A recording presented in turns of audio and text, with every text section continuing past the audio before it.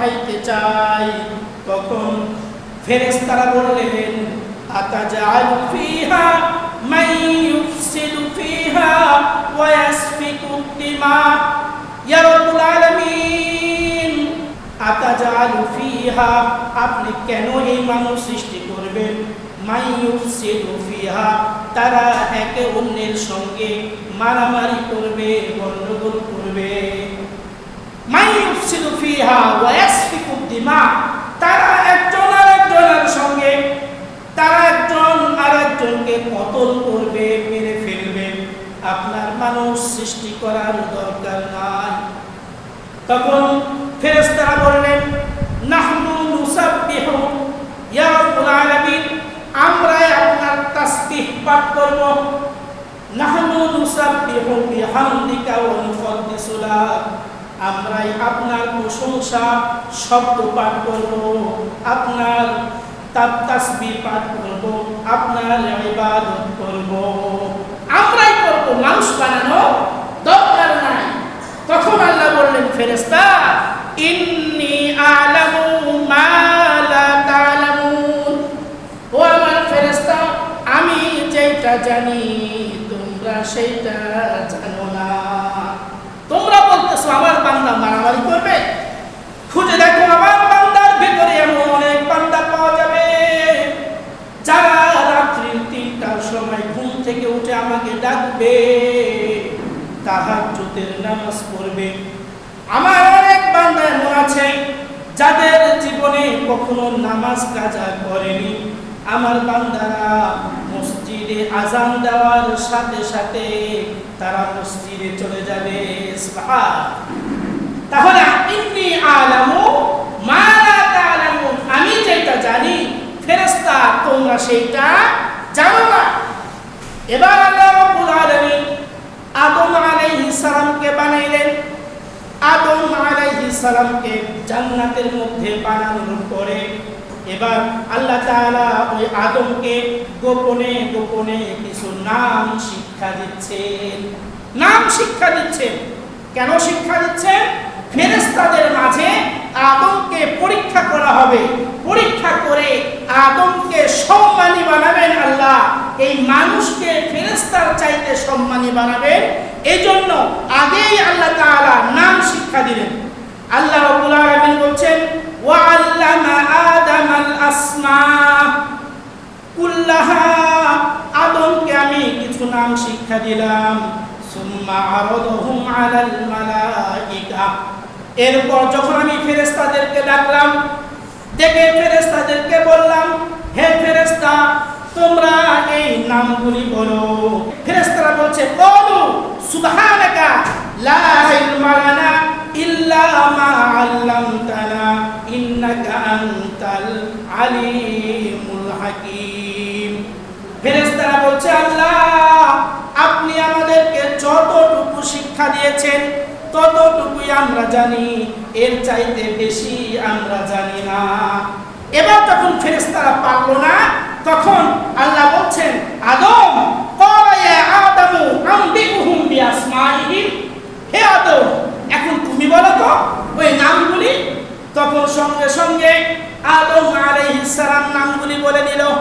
দেখেন, পরীক্ষার হলের ভিতরে যদি কোনো স্যার মনে করে যে আমার এই ছাত্রটার নাম্বার বেশি যেন পায়, এজন্য আমি তাকে আগেই শিখাই দিব, প্রশ্নগুলি আগেই পড়াই দিব, ওই ছাত্রকে সে ভালোবাসে এই জন্য। ঠিক তেমনি আল্লাহ তাআলা চাইলেন যে আমি আদমকে ফেরেশতার মাঝখান থেকে সম্মানী বানাবো, এই জন্য আল্লাহ আগেই শিখাই দিয়েছেন। শিখাই দেওয়ার পর এবার ফেরেশতাদেরকে ধরলেন, তারা তো পারলেন না। না পারার পর এবার আল্লাহ বলছেন, আদম ক্বালা ইয়া আদামু আনবিহুম বিআসমাইহিম, এবার তুমি ওই নামগুলি বলো যেগুলি আমি প্রশ্ন করেছিলাম ফেরেশতাদেরকে। সঙ্গে সঙ্গে আল্লাহ তাআলার প্রশ্নের উত্তর দিয়ে দিলেন। বলেন সুবহানাল্লাহ। এবার আল্লাহ রাব্বুল আলামিন বললেন, ওয়া ইয কুলনা লিল মালাইকাতি ইসজুদু, হে ফেরেশতা তোমরা তো আমার প্রশ্নের উত্তর দিতে পারলে না, আর যে প্রশ্নের উত্তর দিতে পারছে তাকে তোমরা সিজদা করো। সঙ্গে আল্লাহ তাআলার হুকুম পালন করলেন, ফাসাজাদু, সবাই এক সেজদা করলেন। সেজদা করার পরে আল্লাহ তাআলা দেখছেন দূরে একটা ফেরেশতা দেখা যায়, যে ফেরেশতা আদমকে সেজদা করছে না। সবাই সেজদা করলো, একটা ফেরেশতা আছে, ওই ফেরেশতা আদমকে সেজদা করছে না। যখন ফেরেশতাকে বলা হলো তুমি কেন সেজদা করলে না, ফেরেশতা যুক্তি দিচ্ছেন, ক্বালা আনা খায়রুম মিন, শয়তান বলছে আমি আদমের চাইতে উত্তম, খলাকতানি মিন নার, আমাকে বানানো হয়েছে আগুন দিয়ে, ওয়া খলাকতাহু মিন তিন, আর আদমকে বানানো হয়েছে মাটি দিয়ে। যুক্তি দেখাচ্ছে, আল্লাহর সাথে কি দেখাচ্ছে? যুক্তি। এই কথা যখন বলল, বলার সাথে সাথে আল্লাহ তাআলা শয়তানকে বলছে ফাখরুজ মিনহা ফাইন্নাকা রাজিম, হে শয়তান ফাখরুজ, তুই বের হয়ে যা, মিনহা আমার এই জান্নাত থেকে, ফাইন্নাকা রাজিম ওয়া ইন্না আলাইকা লানাতি ইলা ইয়াউমিদ্দিন, তুই আমার পক্ষ থেকে অভিশপ্ত সেই দিন পর্যন্ত যেই দিন কিয়ামত সংঘটিত হবে। অর্থাৎ কিয়ামত পর্যন্ত তোকে আমি অভিশপ্ত বললাম, তুই অভিশপ্ত, তুই আমার হুকুম পালন করিস নাই, আমি যেটা প্রশ্ন করেছি সেইটা তুই আদায় করিস নাই। এবার শয়তান বলছে আল্লাহ আমি তো অভিশপ্ত হয়ে গেলাম, আর কি করব? আমি আপনার কাছে দোয়া করি আল্লাহ, ক্বালা রাব্বি ফাআনযিরনি ইলা ইয়াউমি ইউবাসুন, আল্লাহ আপনি আমাকে কিয়ামত পর্যন্ত হায়াত দেন, আমাকে জীবিত রাখেন, আমি যেন কিয়ামত পর্যন্ত দুনিয়াতে বেঁচে থাকতে পারি। এবার আল্লাহ তাআলা বললেন ঠিক আছে, কিয়ামত পর্যন্ত আমি তোমাকে হায়াত দিলাম। কিয়ামত পর্যন্ত হায়াত পেয়ে এবার শয়তান বলতেছে আল্লাহ আপনি আমাকে কিয়ামত পর্যন্ত হায়াত দিলেন, আমি আপনাকে বলছি ফাবিইজ্জাতিকা লাউগবিয়ান্নাহুম আজমাইন, আমি যেই আদমের কারণে আজকে জাহান্নামী হয়ে গেলাম, আমি যে আদমের কারণে আজকে অভিশপ্ত ফেরেশতা হয়ে গেলাম, ওই আদম সন্তানদেরকে আমি জাহান্নামে নিয়ে ছাড়বো। শয়তান কিন্তু আল্লাহর সাথে চ্যালেঞ্জ করছে যে আমি আদমের সন্তানদেরকে জাহান্নামে নিয়ে ছাড়বো। ফাবিইজ্জাতিকা, আপনার ইজ্জতের কসম করে বলছি, লাউগবিয়ান্নাহুম আজমাইন, আমি সবাইকে জাহান্নামে নিয়ে ছাড়বো, ইল্লা ইবাদাকা মিনহুমুল মুখলাসিন। এবার শয়তান বলছে আল্লাহ শুধু আমি এক দলকে জাহান্নামে নিতে পারবো না, আর সেটা হলো ইবাদাকা মিনহুমুল মুখলাসিন, যারা ইখলাসের সাথে ইবাদত করে, যারা ইবাদত করে ইখলাসের সাথে, অনেক খুশুর সাথে যারা ইবাদত করে, এদেরকে আমি জাহান্নামে নিতে পারবো না, বাকি সবাইকে নিতে পারবো। এই আমল যদিও বা আমরা কম করি, কিন্তু সেইটা যেন খাঁটি আমল হয়, এইভাবেই করতে হবে। আমরা 5 ওয়াক্ত নামাজ পড়ি, আপনি 5 ওয়াক্ত নামাজ পড়লেন, আপনি নফল রোজা করেন না, নফল নামাজ আপনি পড়েন না, শুধুমাত্র দিনে আপনি 5 ওয়াক্ত নামাজ পড়েন, আর এই 5 ওয়াক্ত নামাজটা যদি হয় ইখলাসের সাথে, সহিহ শুদ্ধভাবে, তাহলে আপনাকে এই নামাজ, আল্লাহ বলছেন ইন্নাস সালাতা তানহা আনিল ফাহশাই ওয়াল মুনকার, অবশ্যই নামাজ মানুষকে ফাহিশা খারাপ কাজ থেকে বাঁচিয়ে রাখে। সুবহানাল্লাহ। তাহলে আমরা এই যে নামাজ অল্প আমল করি, সে আমলটা যেন খাঁটি হয়, সহিহ শুদ্ধ হয়, কেননা শয়তান বলছে ইল্লা ইবাদাকা মিনহুমুল মুখলাসিন, যারা ইখলাসের সাথে ইবাদত করে এদেরকে আমি জাহান্নামে নিতে পারবো না, বাকি সবাইকে আমি জাহান্নামে নিতে পারবো। এইভাবে যখন শয়তান আল্লাহ তাআলার সাথে চ্যালেঞ্জ করলেন, আল্লাহ তাআলা তার চ্যালেঞ্জের মোকাবেলায় বলছেন, ও শয়তান তুমি জেনে রাখো, আমার বান্দা যখন গুনাহ করবে, গুনাহ করার পরে তোমার ওয়াসওয়াসার কারণে, তোমার কারণে, তুমি শয়তানের কারণে যখন আমার বান্দা গুনাহ করে ফেলবে, তুমি আমার বান্দাকে পিছন দিক থেকে গুনার ওয়াসওয়াসা দিবা, তুমি আমার তুমি আমার বান্দার সামনে থেকে গুনাহ করাইবা, তুমি আমার বান্দার বাম দিক থেকে গুনাহ করাবে, কিন্তু আমি আমার বান্দার মাথার উপরে আমার রহমতের হাত রেখে দিব। সুবহানাল্লাহ। যত গুনাহ করুক আমার বান্দা, একবার যদি আমার বান্দা আল্লাহ বলে ডাক দিয়ে আমার কাছে মাপ চায়, আমি আমার বান্দার জীবনের সমস্ত গুনাহ মাফ করে দেব। ওয়াকুলা মিনহা ওয়াগাদান হাইতু শি'তুমা, তোমার যেইটা খুশি তুমি সেইটা খাবে, কোনো অসুবিধা নাই। তুমি জান্নাতের যেখানে খুশি সেখানে যাবে, কোনো অসুবিধা নাই। ওয়ালা তাকরাবা হাদিহি শাজারাতা ফাতাকুনা মিনাজ জালিমিন।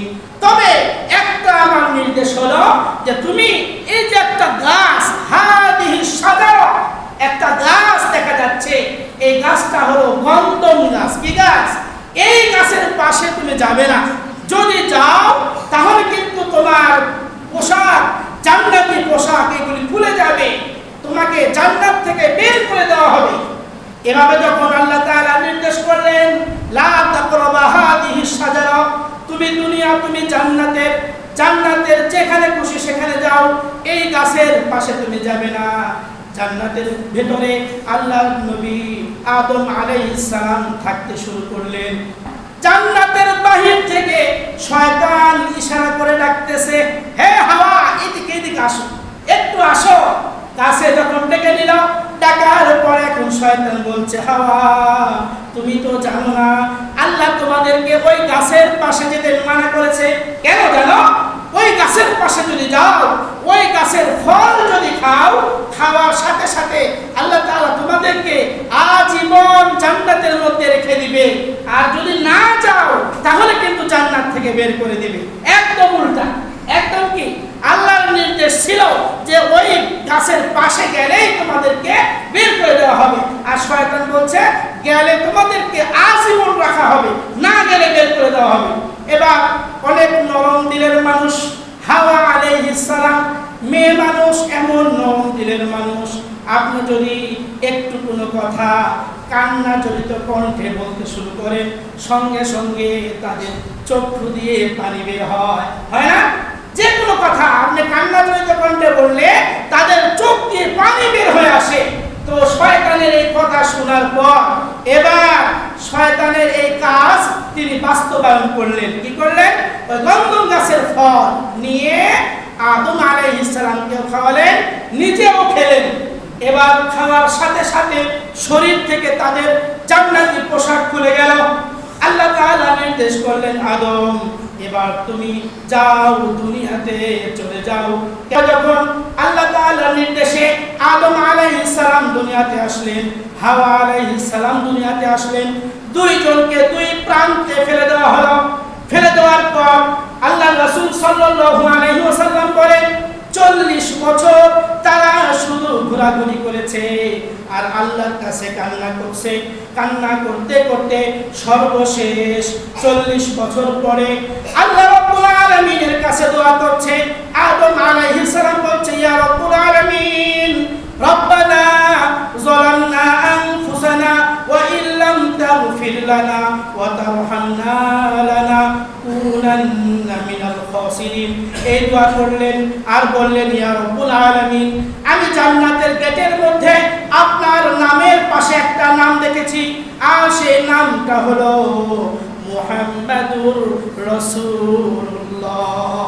আল্লাহ, এই যে নাম, এই নামটা কার আমি জানি না, কার নাম এটা আমি জানি না, তবে আপনার নামের পাশে আমি দেখেছি।